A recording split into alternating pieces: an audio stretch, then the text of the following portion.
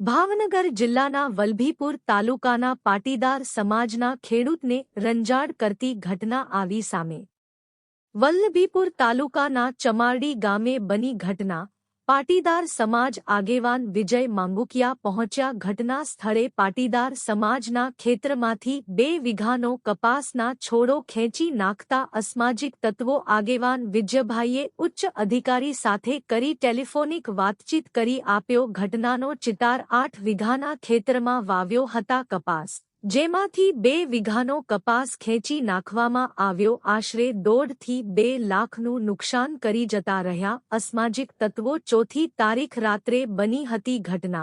પોલીસની નબળી કામગીરી આવી સામે 3 દિવસ વીત્યા છતાંય પોલીસ ચોપડે ફીર નથી નોંધાઈ, માત્ર અરજીથી ચલાવી રહી છે તપાસ। સૌરાષ્ટ્રના ગામડાઓમાં અસામાજિક તત્વો દ્વારા જમીન પચાવી પાડવાના મનસૂબાઓ। Bureau report Hemant Dabhi, SS2 news, Vallabhipur. Vijay Mangukiya, Bhavnagar જિલ્લાના ચમાડી ગામની અંદર 1.5 થી 2 વીઘાનો કપાસ લુખ્ખાઓએ અસામાજિક અનિષ્ટ પ્રવૃત્તિ કરનારાઓ ખેંચી નાખ્યો છે।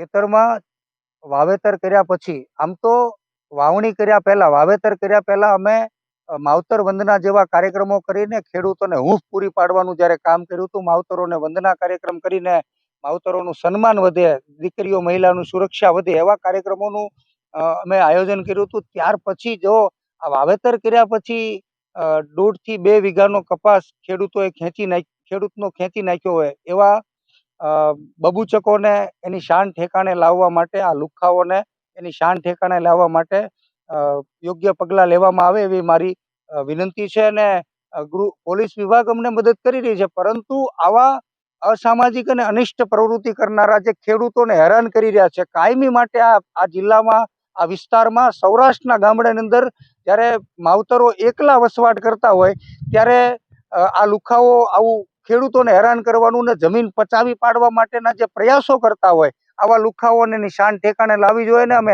SP સાહેબને રજૂઆત કરશું કે કાયમી ધોરણે આનું નિરાકરણ આવે ને ખેડૂતોને માન સન્માન ભેર ખેતી કરતા થાય અને ખેતીમાંથી આવક આવે, એમાંથી રાષ્ટ્રના નિર્માણ માટે, રાષ્ટ્રને ઉપયોગી બને એવા કાર્યો થાય, એના માટે અમારો પ્રયાસ છે। ને સમાજ નિર્માણથી રાષ્ટ્ર નિર્માણના અભિગમ સાથે અમારો જે ટીમ કામ કરી રહી છે એ અમે વધુ ને વધુ ખેડૂતોને મદદ કરી શકીએ અને રાષ્ટ્રને કંઈક આપી શકીએ એવા ભાવનાઓ સાથે અમે આ ખેડૂતોને હૂંફ પૂરી પાડવા માટે અહીંયા આવ્યા છીએ।